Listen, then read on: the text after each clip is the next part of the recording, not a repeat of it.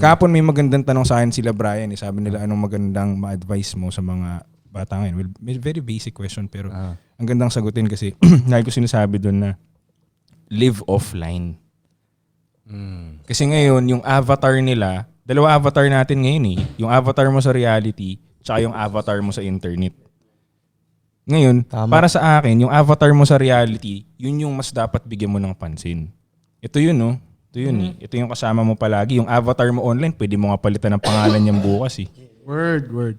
Di ba? Pwede mo i-cancel yung avatar mo online, iburahin mo siya.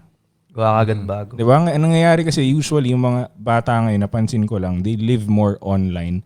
Mas maangas, mas malupit, mas magaling yung online avatar nila. Kaya nga tol, kung isipin mo din, yung mga bata ngayon, nahihirapan silang pumunta sa reality ngayon. Kasi mas astig sila online eh. Correct. Paano nila maiiwan yung online nila? Parang kunyari yung laro ng Roblox ba yun? Diba? O kaya GTA, astig sila dun eh. Tapos ilalagay mo sila sa normal dyan sa labas. Walang kumakausap sa kanila, wala silang friends, hindi sila astig dun. Natural, babalik sila dun sa online nila. Dun sila nakakaramdam ng kaastigan eh. Kaya ang hirap din ng kalagayan nila ba? Diba? Paano ka lalabas ngayon ng ano?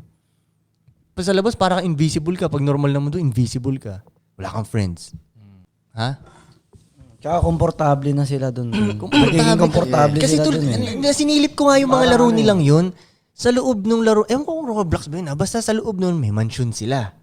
May kotse sila. Tapos, sila nagpipintura ng bahay nila. Basta siya na nagko-customize. May friends sila. Tapos, eto pa, may pera sila dun. Na nabibili, na pambibili-bili na ng mga ganun.